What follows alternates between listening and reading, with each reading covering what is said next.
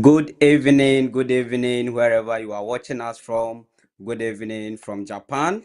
This is Ghana from Japan coming to you live on Jafric Radio on YouTube, and Jafric Radio on Facebook. My name is Dr. Prince One DACOSTA organ raises ABOAGYE, cholesterol, but most and doctors never make the today connection. too Here's what's actually we are happening.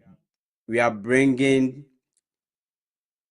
to you Ghana from Japan, as we always do every second and fourth Saturdays of every month. I'm sure that you have been following what is going on in Ghana, and if you are in Ghana, you know what we've been experiencing over the days. And we are talking about the perennial floods that the country, especially the capital city Accra, is experiencing. Um, a bit of history about Accra's floods. It started, I think, that the first record was on 1935, and 91 years we are still discussing Accra's flood, and we are still trying to find solutions to Accra's flood. One of the devastating events that we encountered was on 2015, June 3rd, 2015, which killed more than 200 people.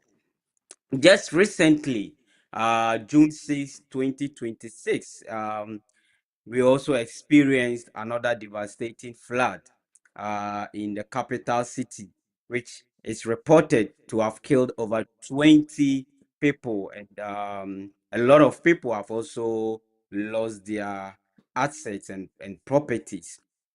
We are here today to discuss Accra's floods, and as we indicated on our flyers, we are not here to blame anyone. We are trying to learn from what has happened and see if our experts can help us to come out with some solutions. So that's why we are here. As I said, my name is Dr. Prince DACOSTA ABOAGYE, and today I will be your host for this program. Join me on Facebook, Jafric Radio, on YouTube, Jafric Radio, and let's discuss Accra's floods, discussing possible solutions beyond the blame games. I always say that there is nothing like natural disasters. What we are experiencing now is not a natural disaster. It's actually an extreme end or an extreme event of a natural hazard. It has become a disaster because we've not put the necessary solutions in place. And today we are coming to discuss some of these solutions. I have with me in the studio uh, Dr. Florette. My own Dr. Florette is here with me, and we are coming to discuss Accra's floods. I also have with me um, Dr. Ni Amakwe Komi. Dr. Ni Amakwe Komi. Dr. Florette is a medical doctor and a public health specialist. And then Dr. Ni Amakwe Komi is a geospatial and environmental scientist. We also have Mr. Fred Otrisian. Mr. Fred is a geologist specialist. And then last but not the least, Mr. Samuel Papa Owusu Kwesi. He is an artificial intelligence specialist. So today we are coming to discuss within the next 30 to 45 minutes what is going on with our crest floods and what are some of the possible solutions that our experts can help us to tease out, and probably those listening to us back home can send the information to the appropriate authorities. If they need be, we can also come together and write a memo as experts from different backgrounds and send to those in authority, telling them that we've, based on our experience and what we've learned, we think if we do this and this and this, it can help us. So ladies and gentlemen, you are welcome. Thank you. Thank you.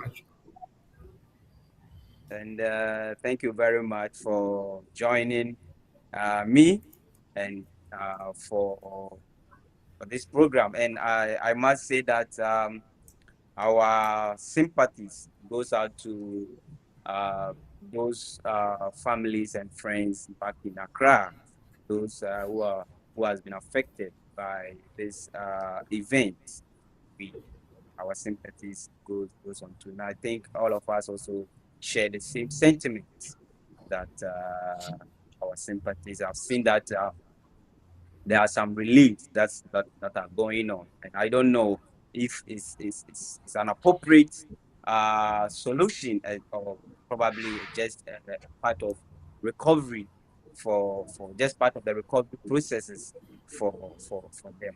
But I will start with Dr. Flores. So, Doc, your personal experience, have you experienced any flood event personally? Where were you? How did you feel? If you've experienced some of these things before. Yeah, so my first flood experience was in Ghana, and Hmm. um, in 2015, when um, the flooding occurred, I think it led to an explosion at Kwame Nkrumah Circle, and it was Oh, you very were there. devastating. Yeah, I was there. Hmm. Yes, yeah, and Wow. at that time, I was in Kolebu, and so it was not too far from us. And hearing the news, the flood itself wasn't scary, but hearing the news of the explosion actually got me thinking and worried about a lot of things. And I knew Hmm. someone who lost his loved one, and so it was pretty close Hmm. to me, closer to me than other people. So it did hit me Wow. hard, and it Wow. was it was a hard time, I believe, for the entire country. So that Hmm. was my experience in 2015. Yeah, 2015.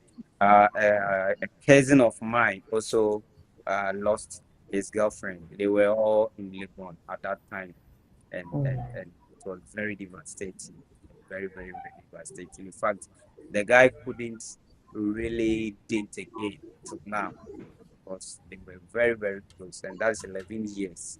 Yeah, we are even trying to encourage him to marry, but he's still holding on to what happened in 2015. Dr. Ni, what about you? Any experience, whether here in Japan or uh, back home in Ghana? Do you have any experience with a flood event? Thank you very much. Personally, I haven't had any experience of that nature with the floods. Anytime I hear of rains, I move to Highland. So I live not far from the Kwame Nkrumah Circle. However, anytime it's raining, if I'm close by, move to Highland, either towards the Nima side, just move out of the area Mm, because I know mm, it's prone to flood. And in Japan, similarly, I'm in a mountainous region. So mm, anytime it rains, the water rather goes down towards those are the coastal regions. mm, mm. Okay, sure. Okay, so Mr. Fred, what about you? Can you share with us any personal experience, if Yeah, any? just, I mean, similar to me, I've not personally experienced one.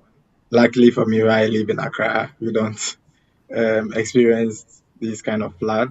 But yeah, I've seen videos and I know of stories of people. So maybe that's the only experience I have about flooding. Yeah. Okay, thank you very much. Yeah, so let me also remind those who are watching us uh, on YouTube and Facebook that you can also join us, share your comment, your opinions with us on the Facebook comment or YouTube, and then read. Yes, if you want to also send us a WhatsApp message for us to read, you can join us. If you are in Ghana, you just have to start with a +81 and then 7042319331. If you are in Japan, it's 07042319331. Okay, so Mr. Samuel, Papa, I think I like calling you Papa, yeah, because Yeah, I Papa is I had fine. a friend who is also called Papa. So what about you? Any personal experience with flood? Um, yes, it wasn't a severe flood. I mean, the flood was building up maybe 2 years ago in Adenta, but when it was building up, what we realized that the main bridge was choked. There was a board that was blocking Mm, all the water, so we quickly removed it, and that prevented anything worse. But aside that, I've not experienced anything so severe. mm. Okay, okay, sure. So, Dr. Nin, you are the geospatial and environmental scientist. Recently, the president, His Excellency John Dramani Mahama, gave various, you know, attributes to the fact that these factors are causing the flood. He talked about um, indiscipline and other stuff. But you, per what you've read and from your background, why do you think 91 years across the floods?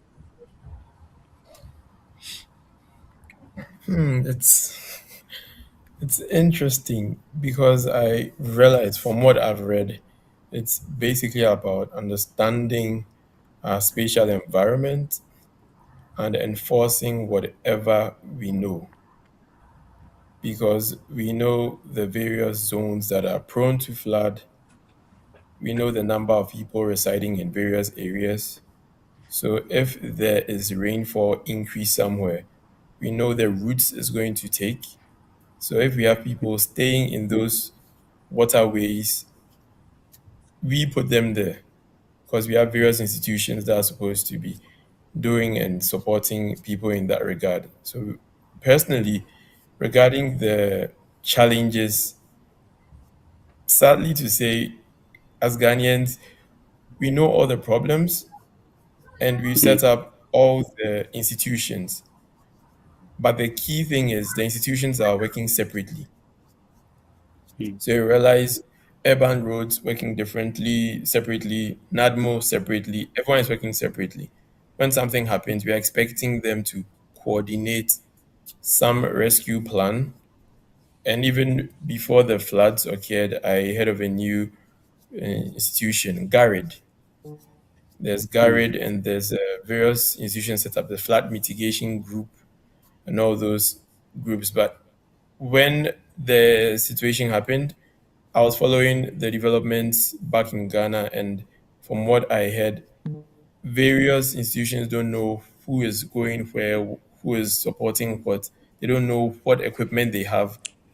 So the challenge is severe, and we know the problems, but it's lack of enforcement. That's one key thing: lack of enforcement, coordination mm. between institutions. Yeah. Thank you. Okay, so um, what you are saying basically is that we have more of governance and legislative issues, and this is intensifying the issue, right? Mr. Fred, you as a geological or geology specialist, right? What is it with the, how should I even call it, geomorphology of Accra? Is it causing, is it playing a part in these floods? Because again, we've also been hearing people talking about the fact that, oh, Accra lies, in a steep area. It's more of a downstream, so whatever comes from the plains comes directly to Accra and all that. Can you also enlighten us, what is it with the geomorphological setting of Accra that is causing this flooding? Yeah, I mean they are not far from right. Hmm. As we all know, Accra is quite low lying area. It's close to the it's a low lying coastal plain, right? Close to the coast Hmm. and other drainage channels. So um, of course, from especially from the um, high areas, when there is rainfall, there will be a lot of runoff coming down into the low-lying areas.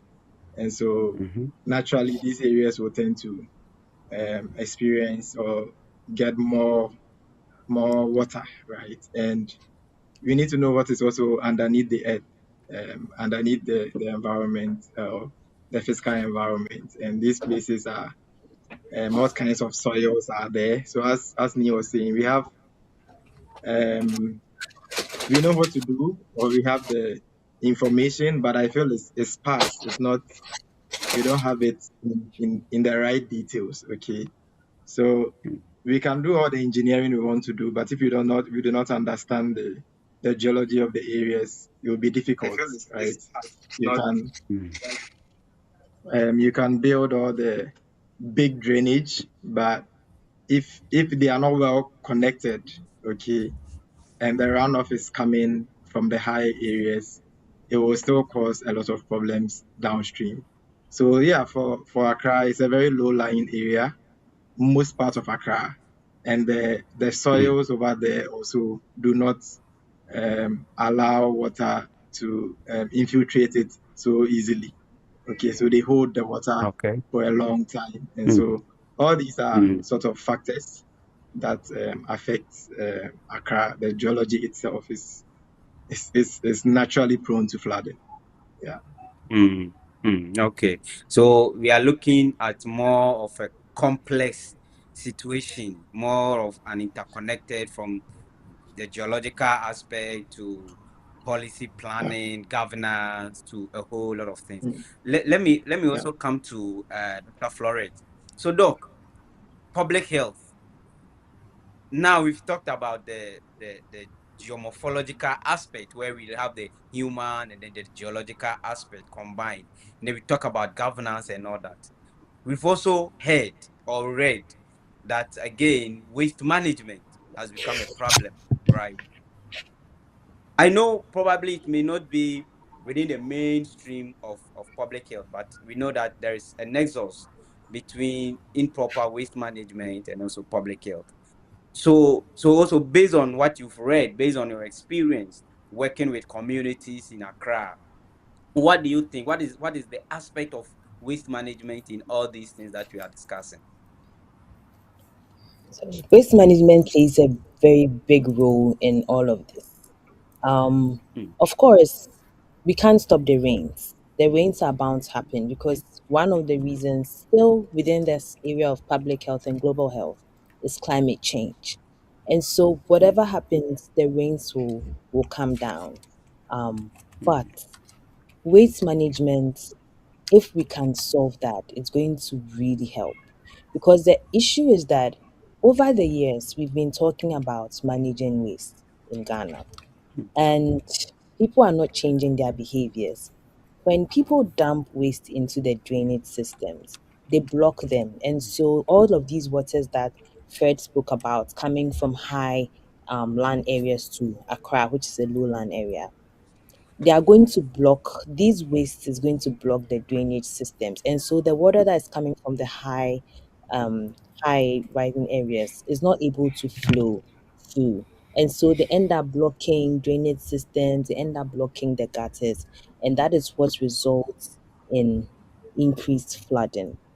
And this is a behavioral, it is a public health issue, and beyond us saying don't throw rubbish here, how are we helping people to change behavior? So that is one conversation we need to have. Um, there's some aspect of behavioral change that has to do with helping people change behavior. So, what opportunities are you giving people for them to change their behavior? What motivation are you giving people for them to change behavior? And so we need to put all of that together. It is not just saying that stop throwing refuse here. It is like me and Fred said, it is a transdisciplinary approach we need to enforce. And I'm sure we'll talk more into detail as to how to enforce these things, but For waste is these an things, yeah. issue in all of this. Yeah, great. So, I, in my department, environmental engineering, what one thing that we do is that when the issue comes like this, we do a system dynamics analysis, and I'm seeing something like this, like, this connects to this, this connects to this. If this happens, it's likely this will happen and all that. But one thing that we've not talked about, and this time I'm coming to Papa, is AI, right? Yes, AI does not really connect to the flood, right? But when I went to Singapore, I saw something that they are doing, which is very, very, very interesting. And they were using AI. Papa, we want to know, like, how do you think AI can help in this? In what ways do you think artificial intelligence can help in this? Like remote sensing, like now we have geo AI and all that. How do you think can help in this, especially in detecting these floods? Yeah. So the thing is that AI cannot prevent the floods. The Hmm, best we can do is prepare for the floods or help us to know what to do when the floods come. The good thing is that Ghana has had flood issues for so many years. And so that means we have hmm, a lot of data. And hmm, so experience will tell you that the more you go through something, you gather more experience, you gather more wisdom. And so just like that, we have enough data to be able to create a very good prediction model. So this is where AI comes in. I think we there are so many things. As you mentioned, remote sensors, we have the geospatial. When you bring all these components together, we should be able to create a model that will tell us that based on the trends or based on the weather pattern, it's possible or hmm, there's like an 80% chance of flooding in this area at this time. And so we hmm, have to do something hmm, about it. I think it's the same hmm, thing that Japan does for their disasters. And so hmm, I think like we are sitting on a gold mine since we've had the same issue. I believe NATMO and other state-hold agencies have the data. And so I think this is the time to create a very good model because for AI, the more data you have, the better the accuracy. And so we have everything we need to start creating something. hmm. Great, great. So if you say we are sitting on a gold mine, what do you mean? Is it that you believe that the data is there, and then the data can inform more of an evidence-based policies? Or is it because you think the AI has come to help us or contribute to the solution? Yeah. So the thing about AI is that AI is created for a specific purpose. And Hmm, the the effectiveness or the efficacy of AI is dependent solely on the data that's fed. So we cannot hmm, take the data from, let's say, the UK or Japan and you apply it hmm, in Ghana. It wouldn't be that accurate because there are many things that change. hmm, Weather pattern, behavioral pattern, the social network changes. And since, for so many years now, Ghana has been experiencing the same issues with flooding. So, I mean, I expect hmm, that the agencies do have the data about it. I mean, no one should tell you that if there's any flood, we know that Circle is a hotspot. You don't even need AI to hmm, predict that. We know from hmm, experience. We know that Alajo will get hmm. affected. We know that the major hotspots.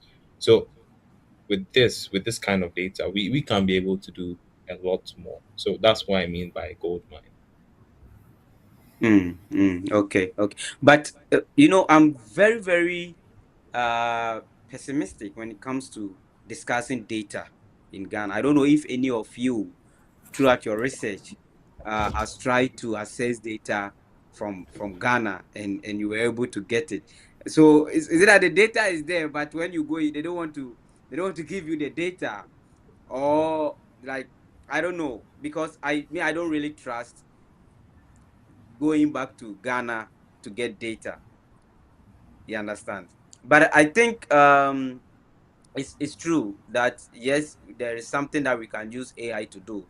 And I say when I went to Singapore, that's one thing that I learned from how they address their flood, especially with short-term alerts, right? And it was very, very interesting. Every driver has this more like a device that when there's flooding in certain areas, if you realize that in Ghana, when there's flooding, before the driver even hears of it, they are already, submerged. The cars are already submerged in the flood. But for there, quickly they get information. The AI distributes the information, and the AI tells you alternative routes that are not inundated, so you can just move to those areas. And I think that is very something very interesting that with AI and also with the right data we can do. So Dr. Nee, you talked about governance, and you talked about policy and all that. I want us to delve a bit deeper into that. What do you really think are the roles of these institutions, and what have been the challenges? Why are they not executing their roles as they are expected to do when it comes to governance and policy and all that?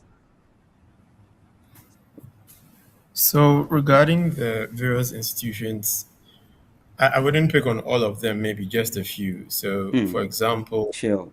if we pick the Ministry of Works, Housing, Water Resources, the question we should ask, how are they coordinating a national urban flood strategy? Because you are Hmm. handling water resources, housing, works going on in the country. What's going on? Ghana Hydrological Authority.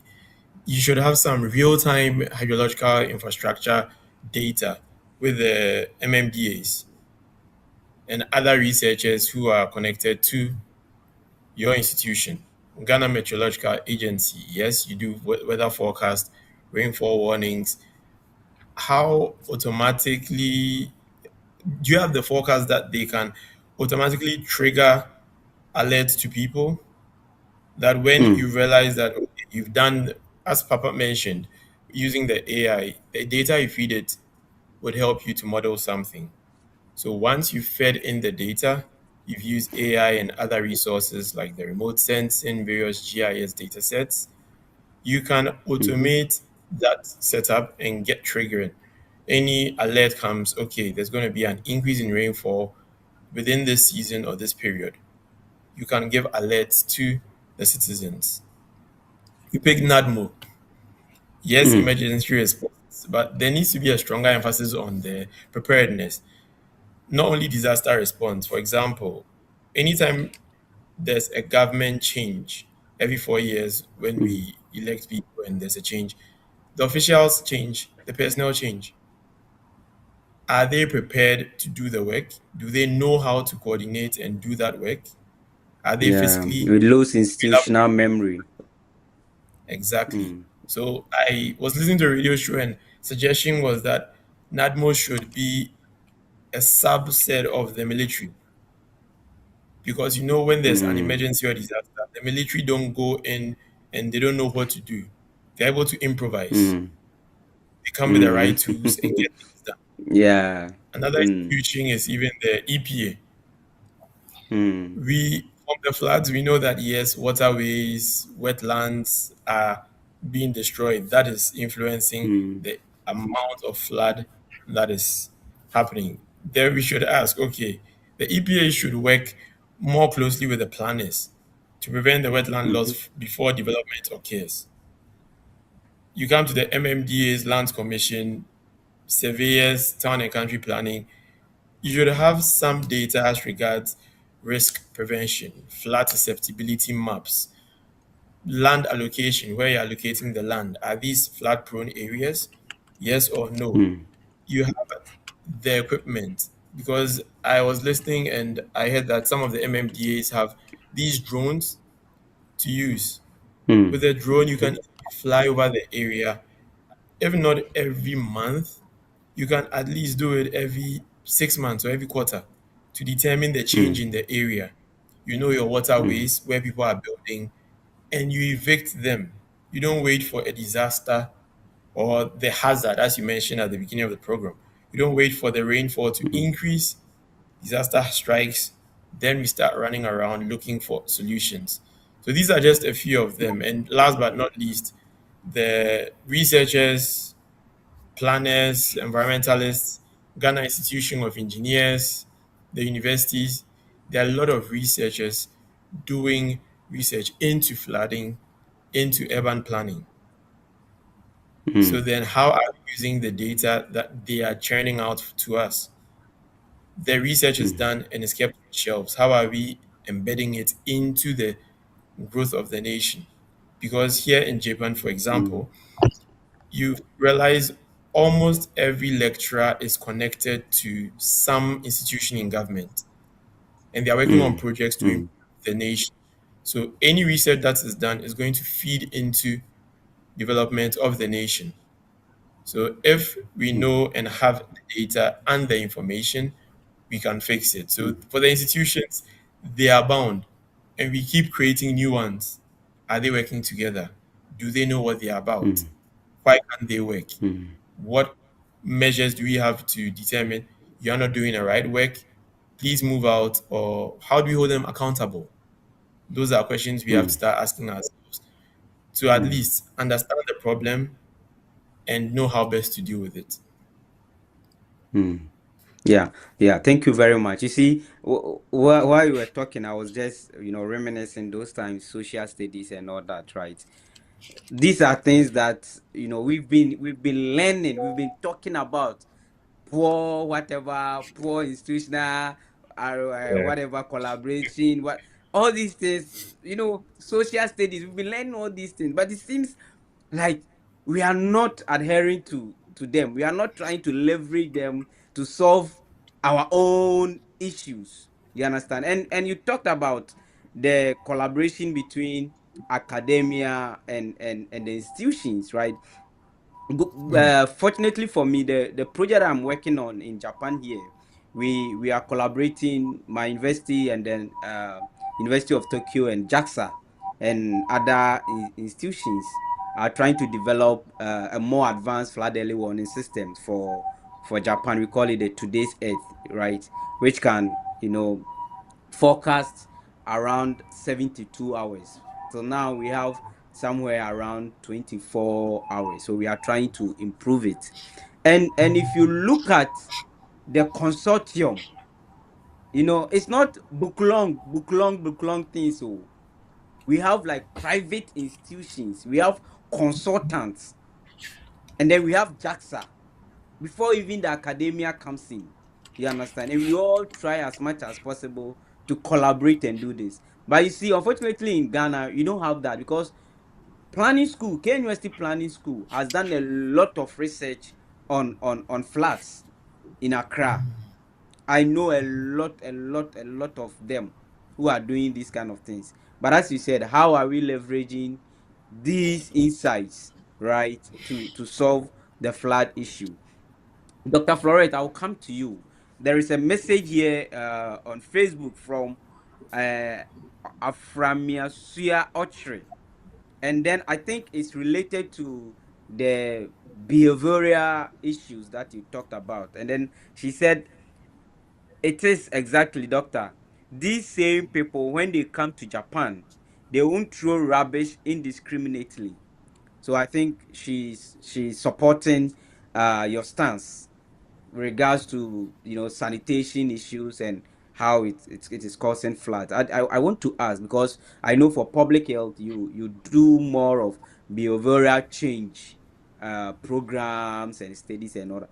Why do you think is what is causing this? Why is it that when people are in Ghana they tend not to adhere to any laws, like when it comes to, let's say, sanitation, they do whatever they want, but when they travel outside Ghana they respect the laws there? What is causing this?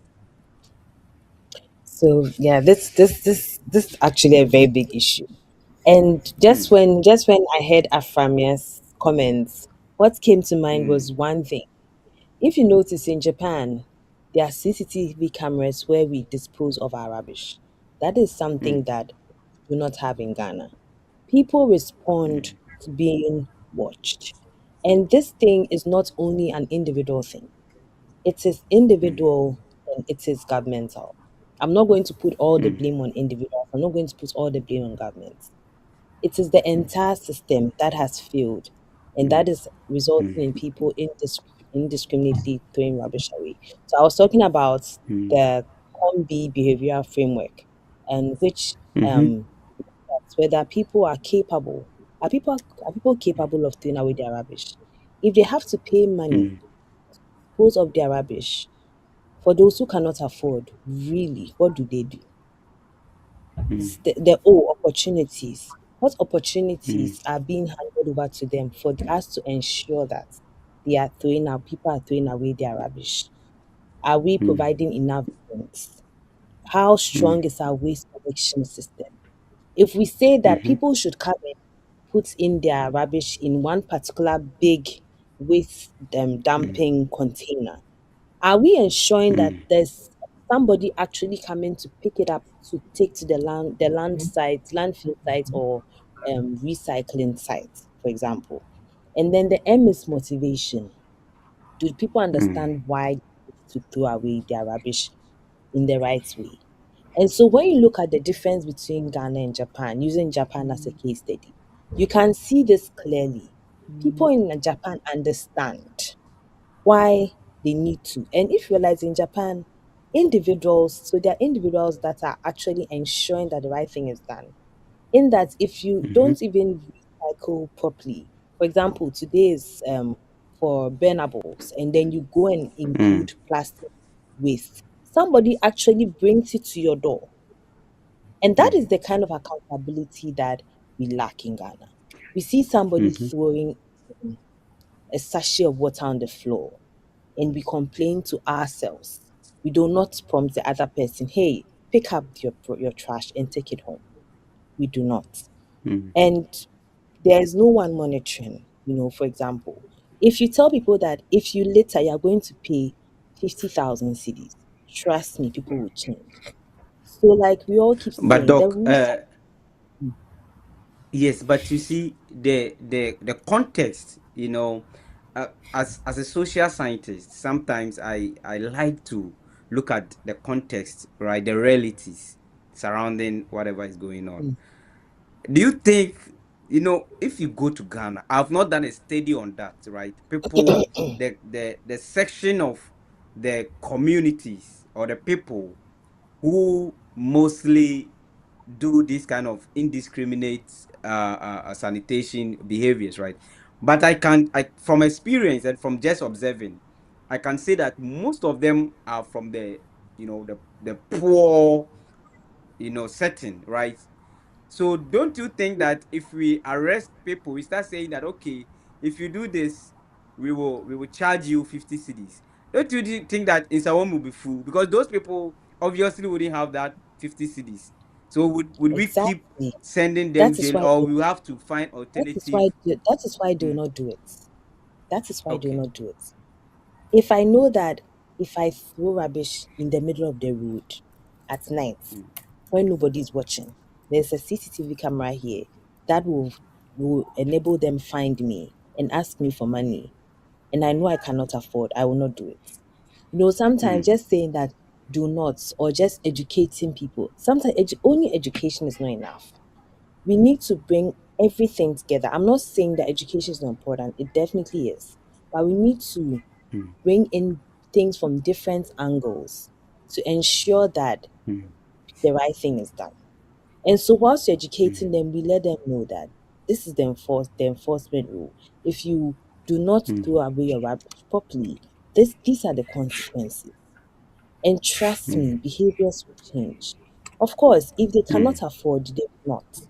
It is because everyone feels like nobody's watching, and even if people are, I can't be touched. And so that is mm, why. Of course, that is from an individual point of view, but coming to government, mm, how are we managing mm, all of this rubbish? Because whether we like it or not, there's rapid urbanization in Accra, and mm, it's going to continue along the years in conjunction with climate change I spoke about. So, how is mm, the government really coming together to ensure that we are able to meet the requirements of waste being generated in Accra? Because we are not going to mm, reduce in population, we are going to increase. And so we need to put measures mm, in place. to be able to put together a task force which will manage waste properly.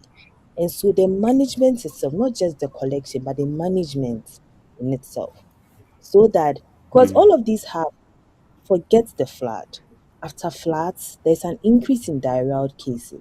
Children, so Mm-hmm. studies have shown that after flood, children between 5 and 15-year-olds have increase in diarrhea cases, malaria cases.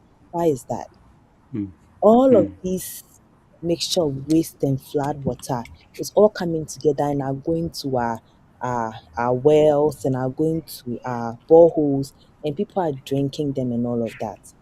All the water from the landfill sites where we have dumped all our wastes, they're all coming back into the water. And so all of these are causing issues. So it's not even just about how houses are flooded, people have lost their business, some warehouse. It goes beyond that.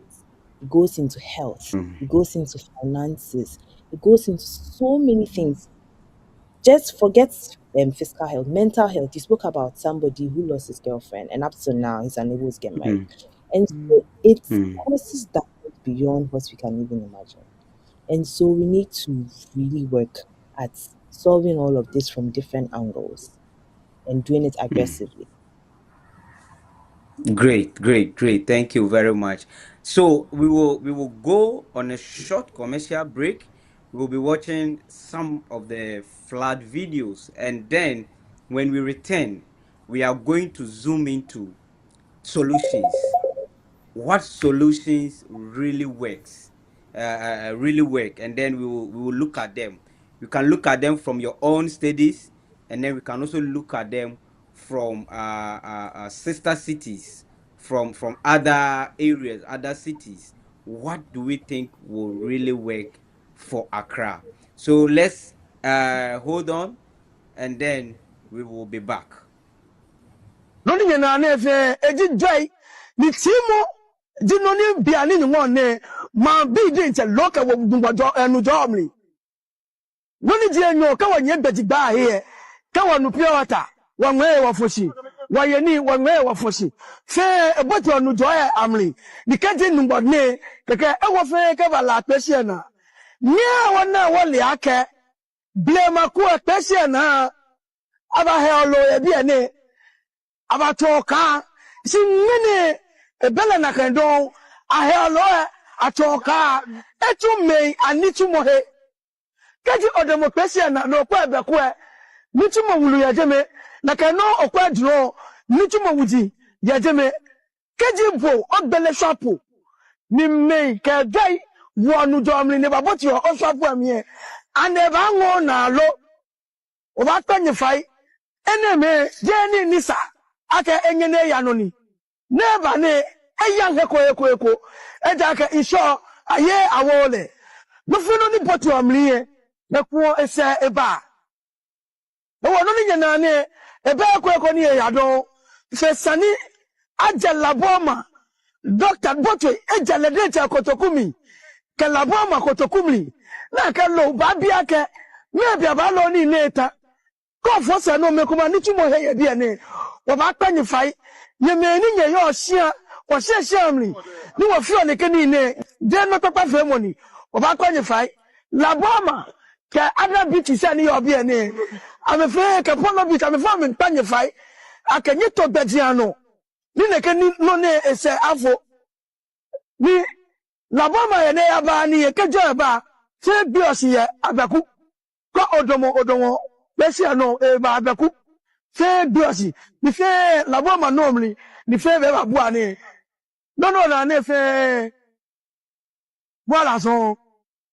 So this husband found himself in a very difficult situation during the floods in Ghana. Thankfully, he did everything he could do to save his wife and child. And with the help of neighbors, they were brought to safety. What would you do if you found yourself in such a situation? Moments like this remind us why it is important to have a good relationship with our neighbors. A true example of community support in difficult times.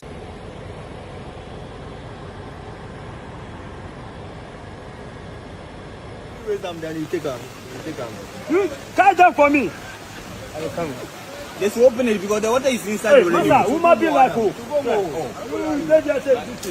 The thing, if you check the weather, it will rain throughout the whole day. Hey! 1-1.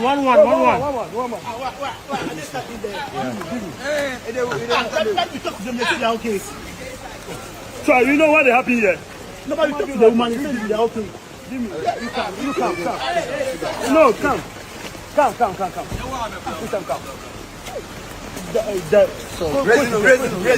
Raising contract. No, go inside.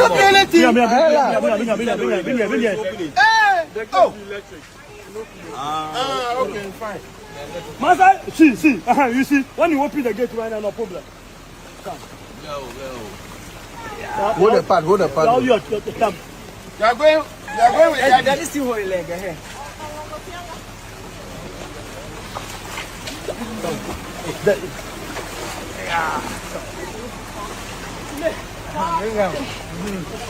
When you know that minute for you,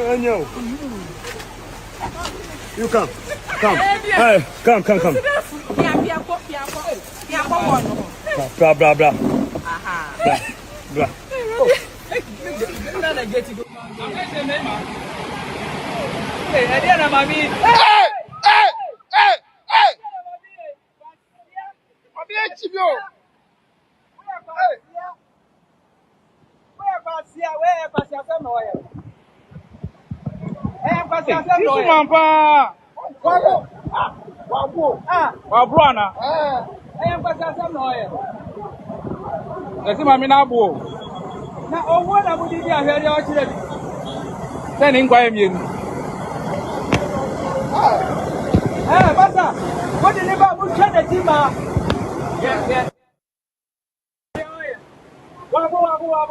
Early morning, Maminabu.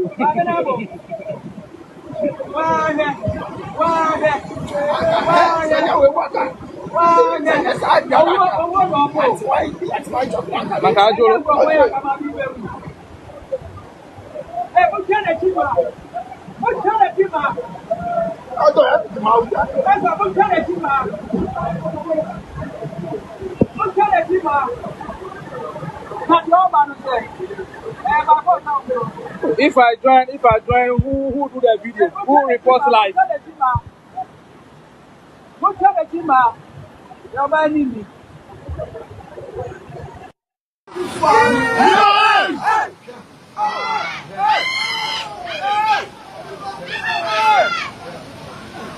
Oh, this is. Hey, now we're down more. No, I'm down.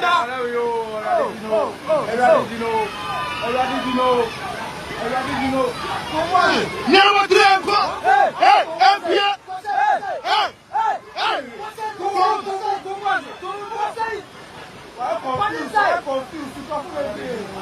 wow. And video. What's it?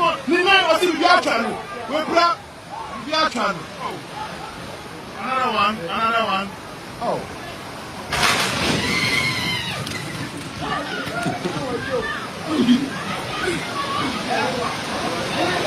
Wait.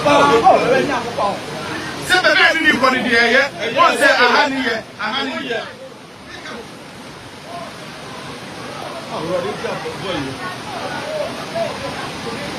Hey, better say for this too. President, yes, you.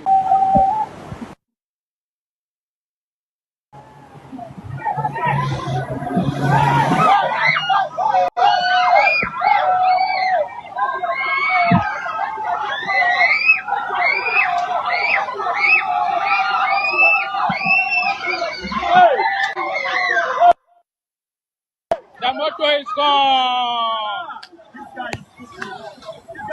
The motor is gone. The motor is gone. The motor is gone. The delivery is also gone. Sister Aquanu Besu.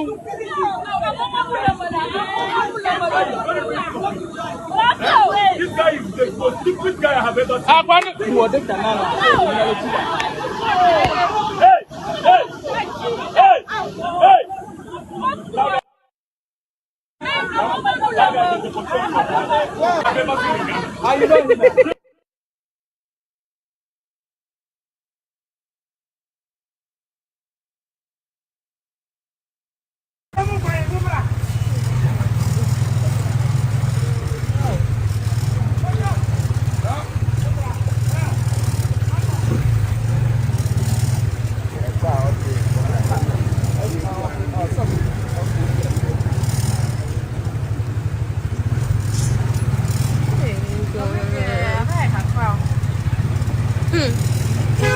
Aka ye drew a don't know now. I want to know another problem.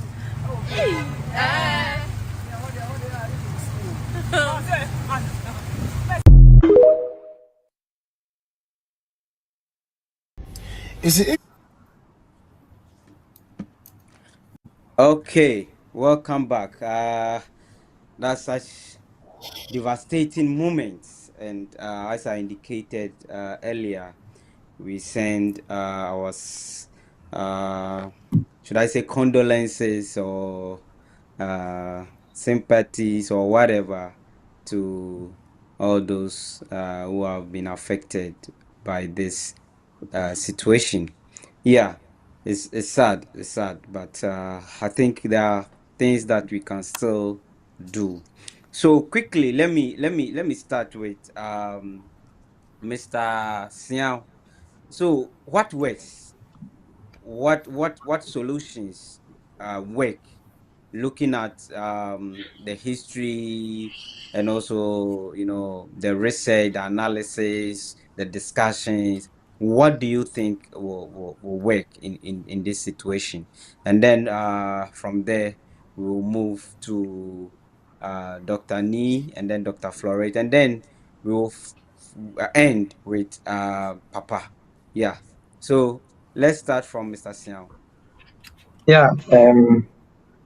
So what works? I think where we are now, it's a bit difficult. It's a bit difficult, and looking at everything from the, if I will talk from the geological point of view, I believe that we should do more geological service in Accra, more studies on, the drainage networks in Accra, and understand it well.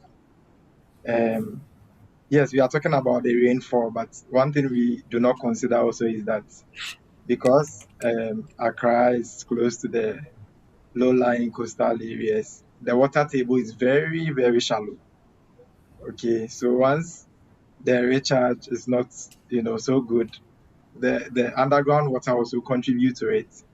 Okay, so we should have these studies, and one of the biggest things I believe is causing is increasing the velocity of the runoff into these areas is what is happening uphill in Ebri. If you've realized all these construction works going on in Ebri, they are clearing the forest covers, and so the water is just flowing downstream, and it's affecting all these things. So I mean, the people planning our cities should pay more attention to some of these things. And I'm sure you can talk about it with GIS. We can do a whole lot. Like, we don't need to even move into the field to do anything, right? We can sit in our offices and do it. And there are a lot of for Accra, of course, the urbanization, so a lot of pavement going on, right? But we should make sure that we reserve the places that should be, if it's supposed to be a wetland, we should reserve it, so that when we have these excess water, the runoffs, they can go there and have a way to go back into the groundwater system. I believe the other things we can do is having these storm water, the runoff ponds, and in Japan they have dams that they have, like, it collects the water and later on they use it for irrigation and all that. So these are some of the things we can do in terms of the physical aspects, if you are taking away all these laws and everything. But maybe just to finish off, I will just say that instead of the government just talking about, relocating people, bringing down structures and all of that, we should take our time to understand our physical environment better using all these research that have been done and those that we can help. If we understand it and we get it right, we will know what to do. Otherwise, we will end up solving one problem and then, creating another. So we should rather make that effort. And we are talking about all these research work not being used because government doesn't sponsor. I don't know if you look at all these flood works. If you look at the funding, it's not from our government, so they don't know what the academic people are doing. Okay, but if it's maybe EPA sponsoring a particular lab in whether Ken University or wherever to say, okay, do a flood-prone mapping of this area for me.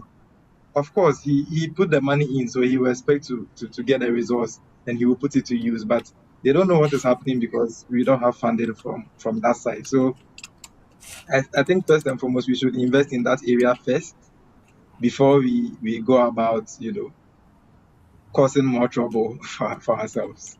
Yeah, so maybe that's what I'll say.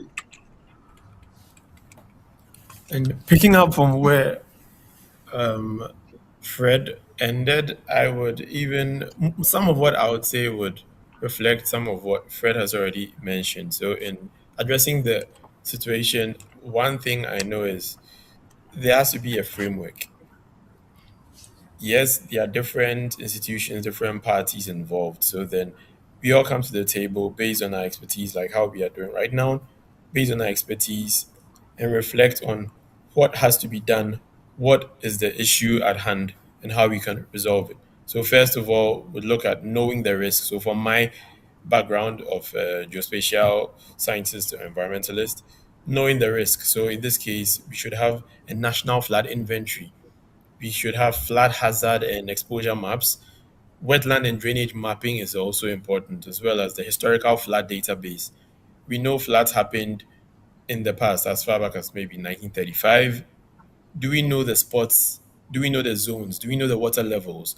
All those things inform us on how to prevent something that's going to happen again. Next step would be from knowing the risk, now we have to predict the risk. So that's where expertise of maybe Papa comes in with the having maybe AI enhanced rainfall thresholds, seasonal flood outlooks, because in the position where Papa has the data from Fred pertaining to the geology, Floret brings the data pertaining to public health. I bring the data about GIS, flood exposure, hazard zones, wetland mapping. Papa with the AI is able to train it in such a way that we can determine what to do where when the situation arises. So we can prevent it by having the information beforehand. So we always say prevention is better than cure. So if we know the problem and we are preventing it, we stop it from even happening. So we don't even have to bother about curing it. So from knowing the risk, we predict the risk.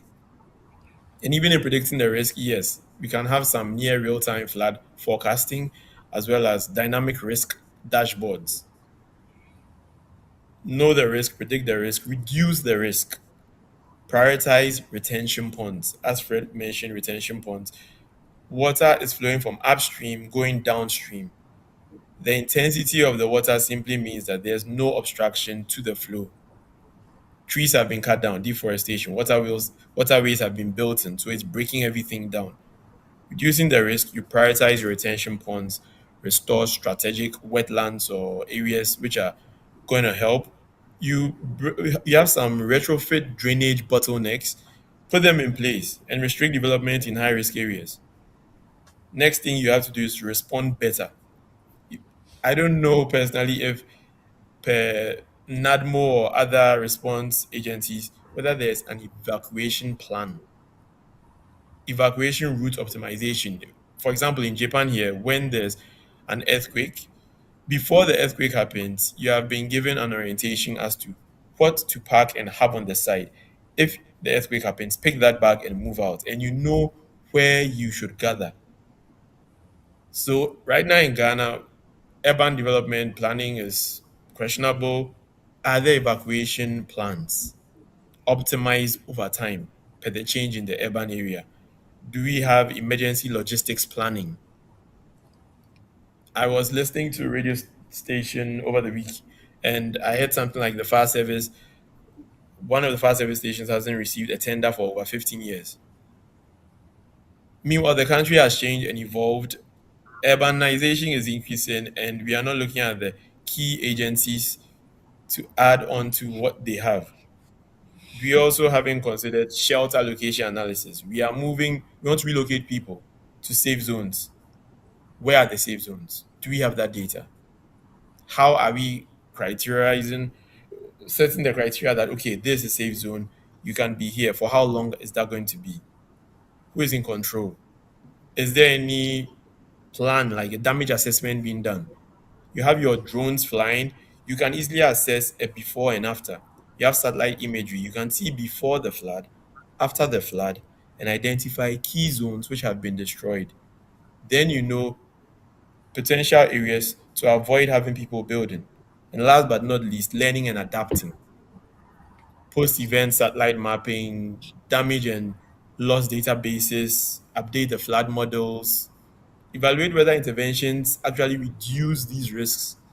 Those are key things we have to be looking at. And picking up from other aspects that we mentioned earlier, if we are going to look at other countries, we can pick some of the things from them. For example, for the Netherlands, like this, we can restore the floodplains and avoid development in natural storage areas. Singapore, you consider your runoff, understand it, require runoff control, retention storage. Look at how that improvises your development you want to make.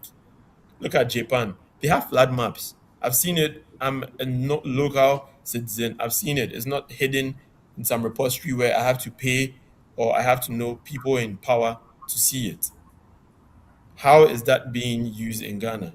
Look at China. They have a pilot sponge neighborhoods. I had a colleague who was researching on that, having a sponge city. So the water comes in and the ground is permeable, not concrete everywhere as we like to do in Ghana. Are your surfaces permeable? That I know is more of Fred's expertise in geology, but the nature of the surface. If you reduce permeability, you increase runoff, and there you have high disasters from the flood.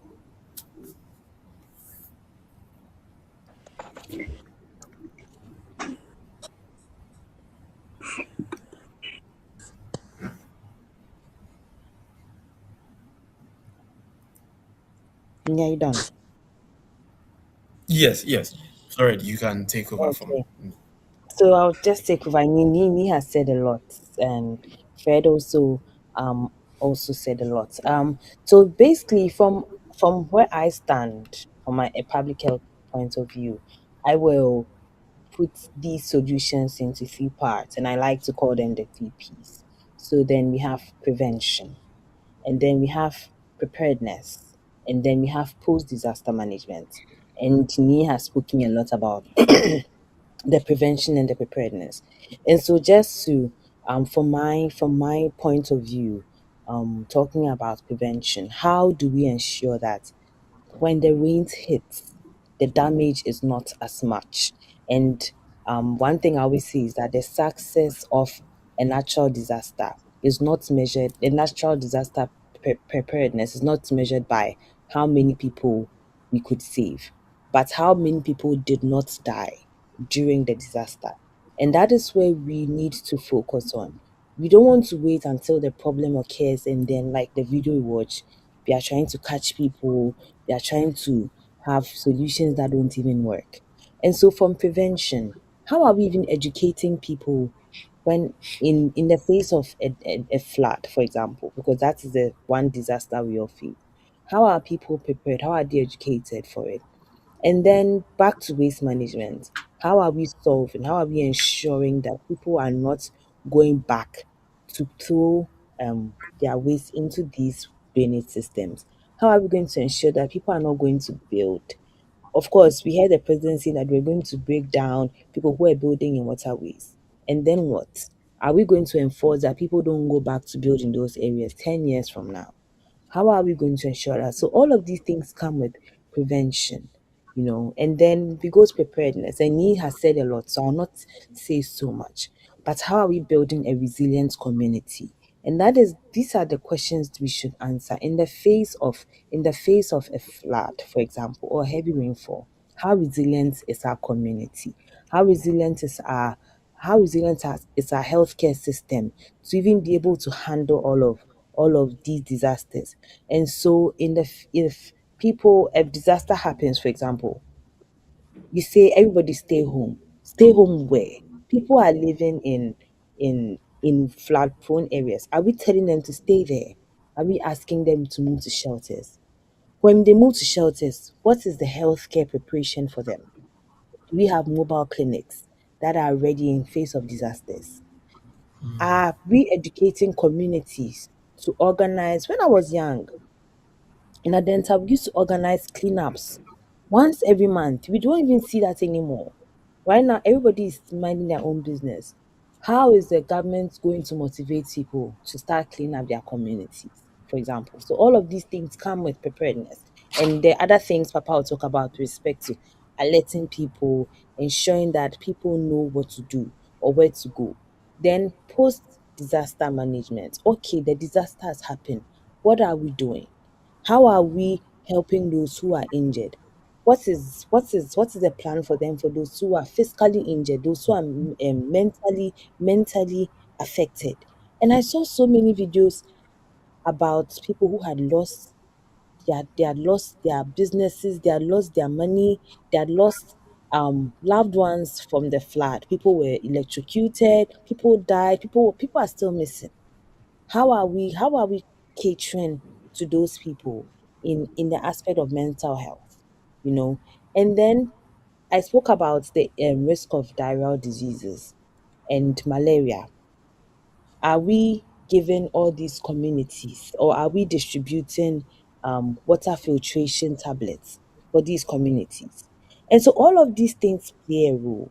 And one thing I want to say is that it is not the work of one person, it's not the work of one specialty. We all need to come together. And one thing I learned from Japan, every time, like, I don't know how often, but at least once every week, the government meets regular people, depending on what solution is at hand. They meet regular people and they have conversations with them together. And so the government needs to work with, like me said, with the institutions, with people who are working on the ground to know what the real solutions are. Of course, we always talk about solutions which are in the textbook. We never implement them, we never enforce them. Why? Because we are not working together. The government makes their own solution, but those on the ground feel like these solutions will not work. And so we need to come together to work together as, like, from people from different fields. And you mentioned, was it Netherlands? You mentioned Netherlands has a 2050 plan. The government funded. They used to have issues with flooding, and the government funded a whole study, which was the whole point of the study was to look at how they could make their country more resilient to flood and cyclones. And after this study, they were able to draw a whole plan until the year 2050. And they are ensuring with timelines that these enforcements that they put into place they are working no matter the government that comes. Let's say that they are a developed country. Let's go to Bangladesh. Bangladesh had a lot of issues with flood. They still do. But if you look at the number of people that used to die 10 years ago from floods in Bangladesh, it has drastically reduced. And they didn't do anything like out of the ordinary, little steps, which they made sure that they enforced. And so they didn't just say, okay, let's do this. And after a month, everybody goes to sleep. They made sure they enforced this. And this is a low resource community. If we compare to Japan, someone will say, oh, Japan, they have everything. Bangladesh is like us. We are all low middle income countries, but they were able to do it. And so I think we can. And so we coming together, bringing all our specialties together and ensuring the government ensuring that each specialty is bringing in some knowledge, I believe will work. So, Papa, I'll hand over to you to talk about AI. Yeah, I think you guys have said a lot. Let me just make some closing statements. First of all, um, one thing that struck me from the videos that I've seen is the color of the water. You know, when you look at other countries and the flood and the water looks, at least it looks attractive, but it's all brown. And it's very sad. Like you look at the aerial view and it's all brown. And one thing that I've been thinking about is, all the water from the Galamsey sites, all the mercury, all the impurities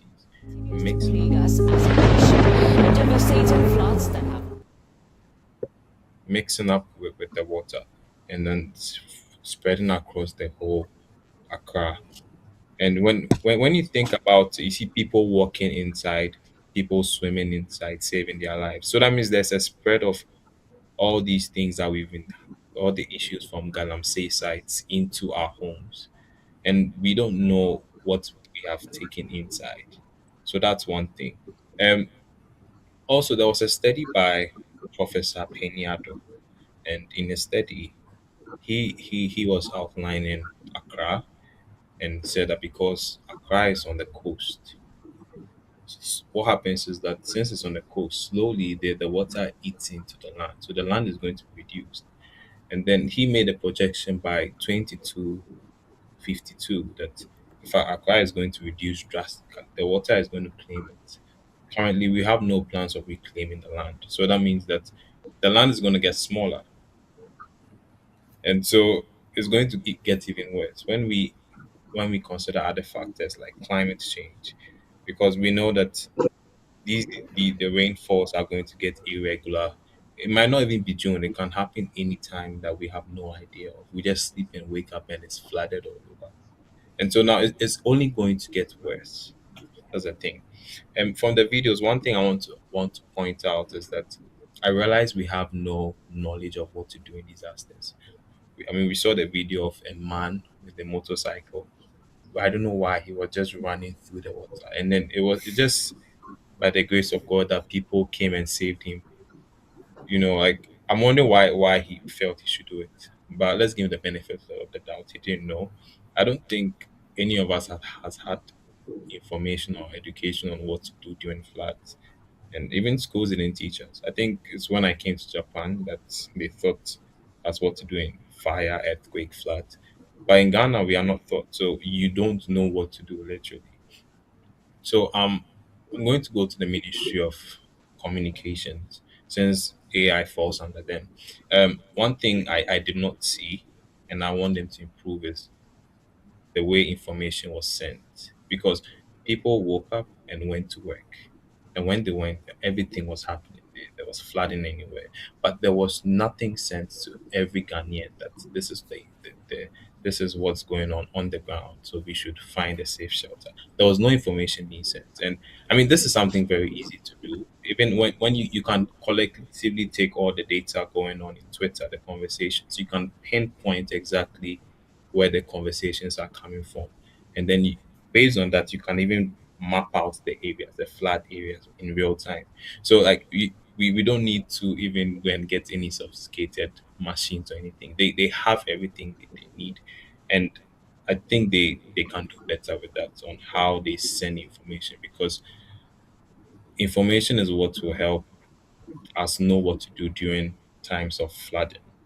And I think building on to what Fred also said about closing the gap between institutions and universities, I think I don't see much that gap between the institutions and the universities and the government institutions. So it seems they are doing their own thing. The universities are doing their own research. And every country, every developed country is developed because of the institutions. The backbone of every developed country is the institution. So you take like MIT for example. The reason why US is because these universities are able to make top research, and then the government takes this research and builds upon it. So their policies are not from, they don't just sit in parliament and just say things based on feelings or hearsay, but it's based on evidence that they found. And I think it's something we have to.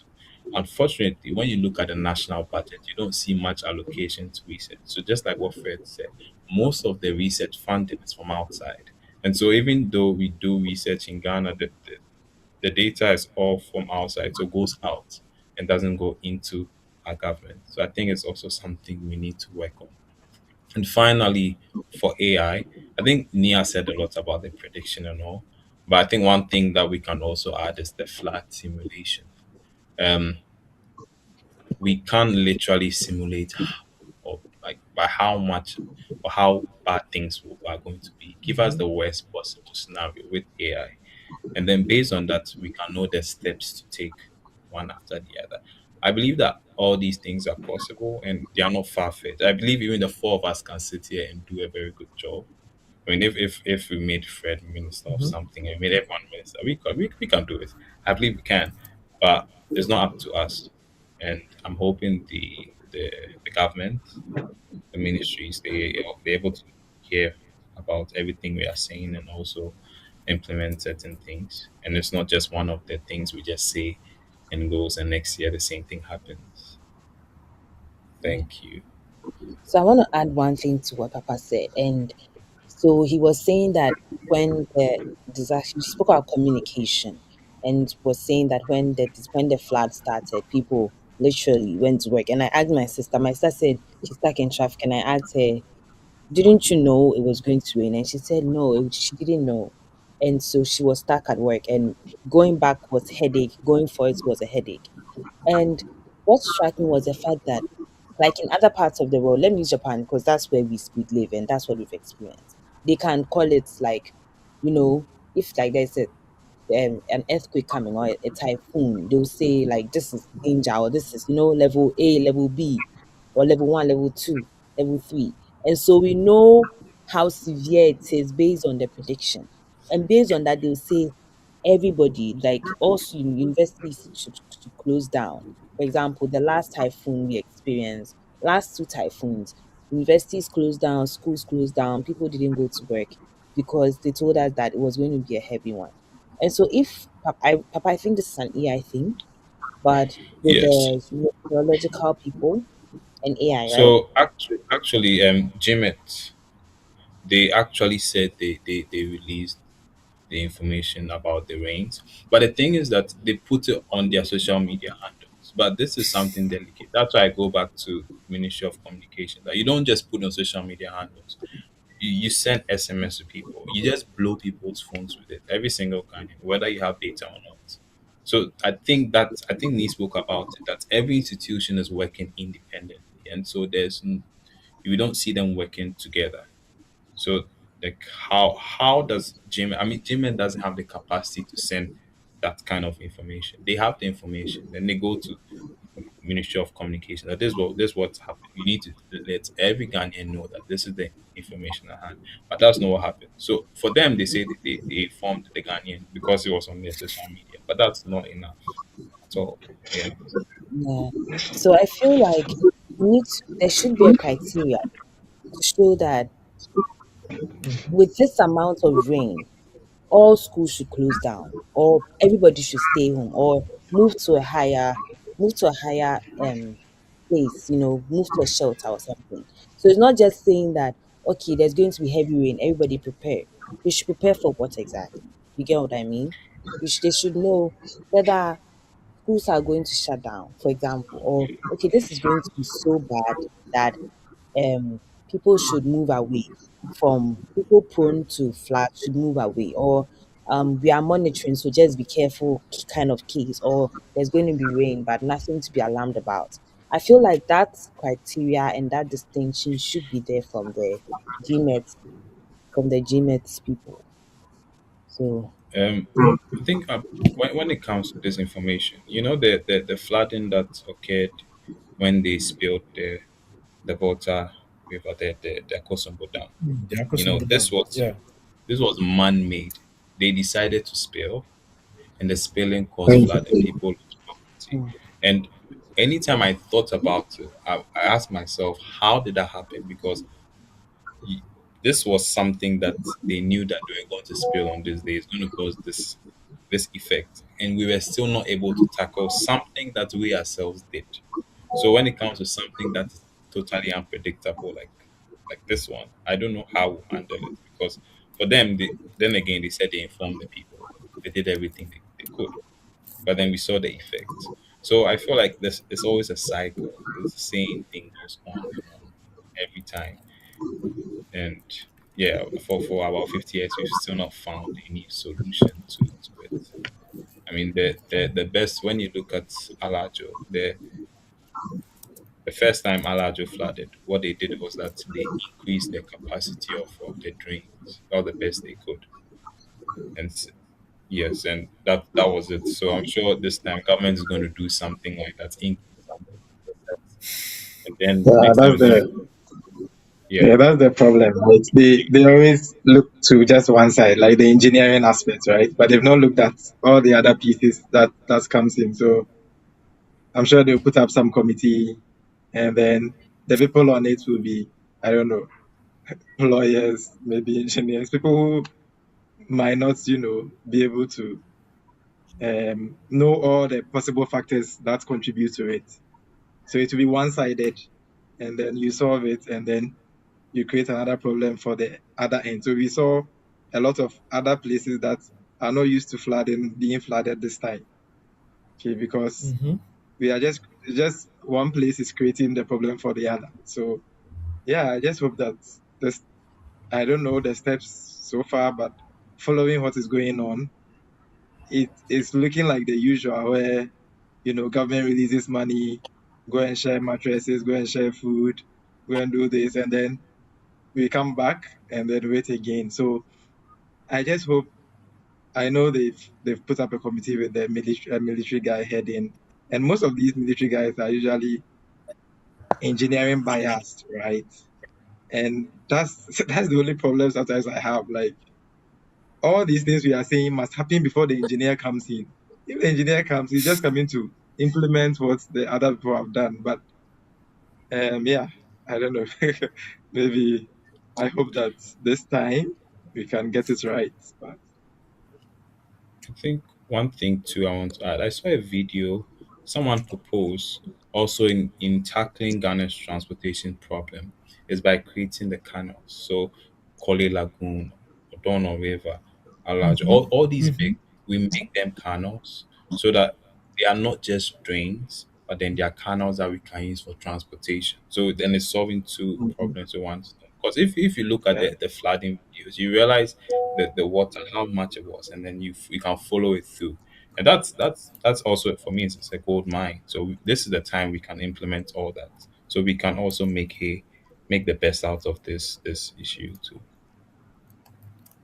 Okay, thank you very much, guys. Am I coming through? Yes. Yeah. Yeah. Yes. Yeah. Thank you very, very much for this insight. In fact, time is well spent. If not, I would have wanted us to look at short term, because you guys have given us a lot of insight. But I'm not sure that, as the economists will say, uh, we lack resources, but we have insatiable needs, right?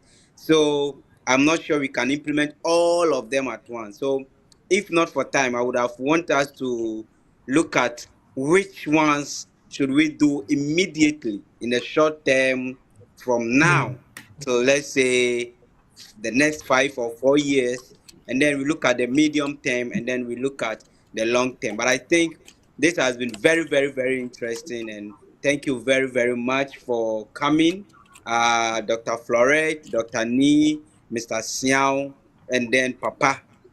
Thank you very, very, very much.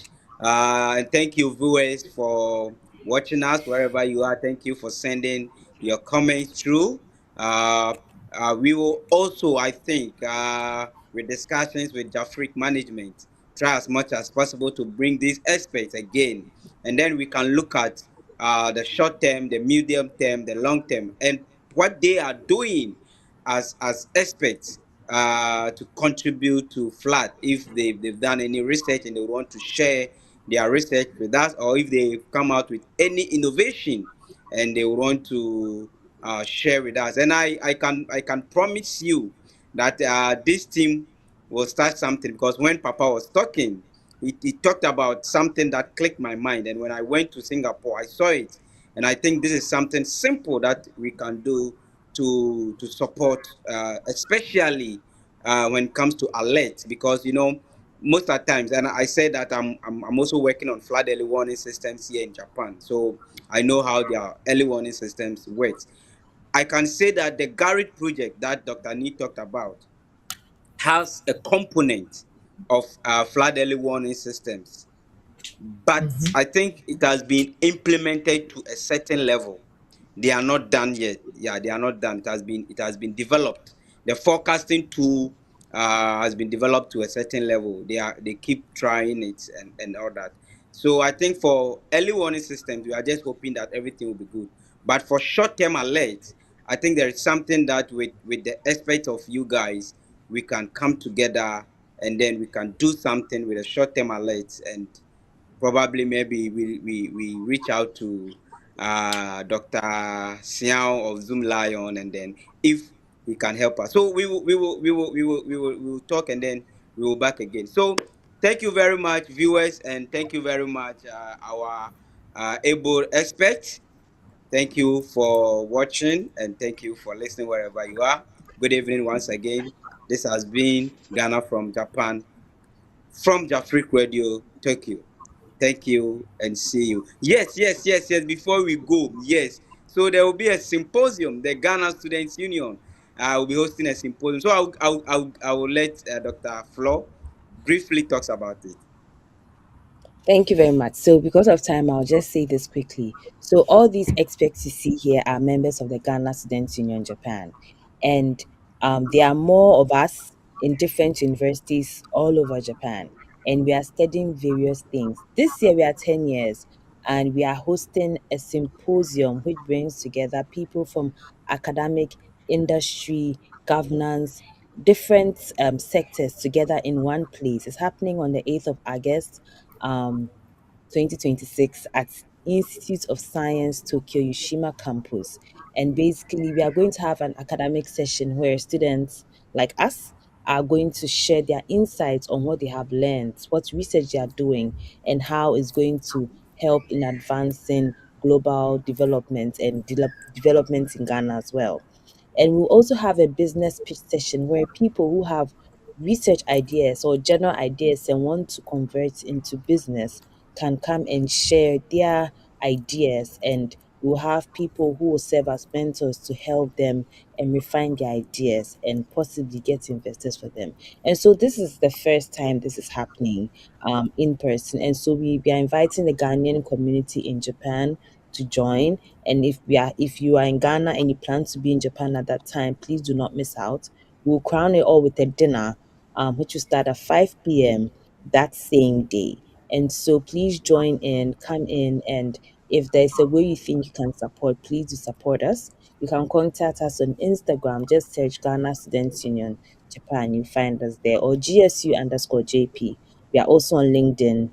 You find us there as well. So and we are on TikTok as well. So thank you very much, viewers, for listening to us. Thank you very, very, very much. So we will try as much as possible to be there at the 10th symposium and dinner, 10th anniversary symposium and dinner of Ghana Students Union. So thank you very much, guys, for coming, and to our audience, thank you very much for watching us. See you again next 2 weeks, same time, same platform. This is Ghana from Japan, and my name is Dr. Prince DACOSTA ABOAGYE. Thank you and see you again. Bye. Continues to plague us as a nation. Devastating floods that have once again exposed the vulnerability of Ghana's capital, Accra, to extreme weather events. Well, the death toll from Monday's floods across parts of Greater Accra, we know now has risen to 9, with emergency responders warning that the figure could increase as rescue and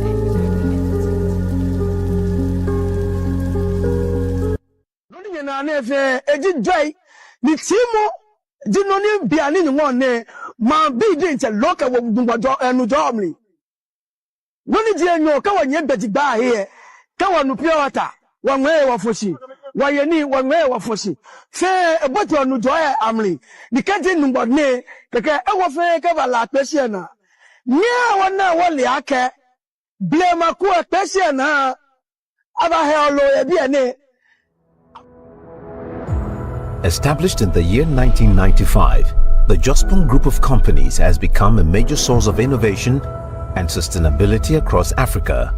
The group is dedicated to driving development across diverse sectors and has 76 subsidiaries with the vision of being the most successful holding company and a mission of improving the lives of people. The subsidiaries are categorized into 8 dynamic clusters to provide focused and efficient operations. The Environment and Sanitation Primary Cluster, the cornerstone of our operations. This cluster is vital for effective waste management and sanitation services across Africa. Leading this charge is Zoom Lion Ghana Limited, the largest waste management company in West Africa. From public cleansing to waste collection and transportation, we prioritize maintaining clean, healthy public spaces and promoting sustainable living. Our waste collection services span residential and commercial sectors, employing cutting-edge technology and skilled personnel for efficient, eco-friendly operations. Emerging from this foundation is the Environment and Sanitation Processing Cluster. Key companies like Integrated Recycling and Compost Plant, ARICOP, Accra Compost and Recycling Plant, ACAP, Kumasi Compost and Recycling Plant, KCAP, engage in sorting waste into organic, plastic, and combustible materials. Sewerage Systems Ghana Limited treats and transforms wastewater into usable components. From these, we produce compost, recycled plastics, and alternative fuels, and enhancing resource efficiency. This cluster is also home to our unique medical waste facilities, which uses a microwave technology to process medical waste, safeguarding public health and safety. Others include Zoil Services, Dredge Masters, and Zoom Lion Waste Transfer Stations. Our waste-to-energy initiatives focus on harnessing advanced technologies to transform municipal solid waste, organic waste, and other biodegradable materials into renewable energy sources such as electricity and heat. By capturing methane from... I just built a budgeting app. What? How?